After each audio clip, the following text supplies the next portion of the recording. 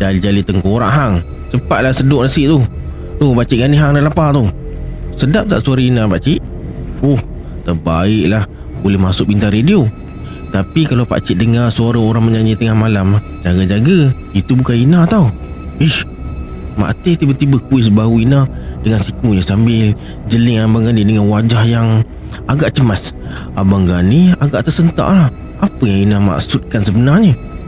Ina kelihatan serba salah, mungkin sebab terlepas cakap. Mak Teh menjeling Abang Gani sambil cepat-cepat hidang makanan.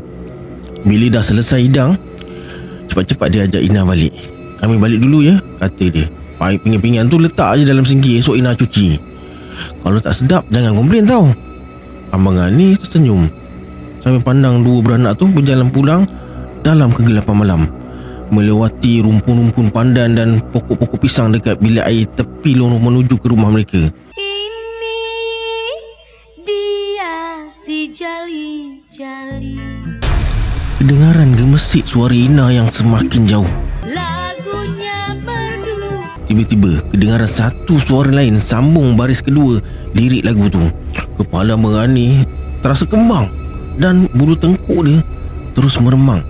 Ternyata itu bukan suara Ina, sebab suara tu datang dari arah rumpun pisang dekat tepi bilik air rumah sewa mereka. Kebiasaannya rumah kampung masa tu bilik mandinya dekat luar. Abang Gani capai lampu suluh dekat tepi bendu pintu dan suluh ke arah pokok-pokok pisang tu. Tak nampak apa-apa. Lagipun cahaya lampu tu agak samar dan suram je. Mungkin bateri nak habis kot. Bila Abang Gani padamkan lampu dan turun tangga untuk ke dapur, tiba-tiba kedengaran suara ketawa dari arah tadi. Daun-daun pisang bergoyang-goyang macam ada pusaran angin dekat situ. Cuma dekat situ je. Kawasan lain tak ada apa-apa. Tiba-tiba lutut Abang Gani terasa lemah dan terduduk atas anak tangga. Degupan jantung terasa kencang. Dia ternampak ada satu gumpalan cahaya dekat pokok anak pisang emas. Dalam kilauan cahaya tu kelihatan sesosok tubuh manusia, seakan-akan seorang gadis sunti berpakaian serba putih dengan rambut panjang yang mengurai tengah dukung sesuatu, macam bayi atau mungkin anak patung.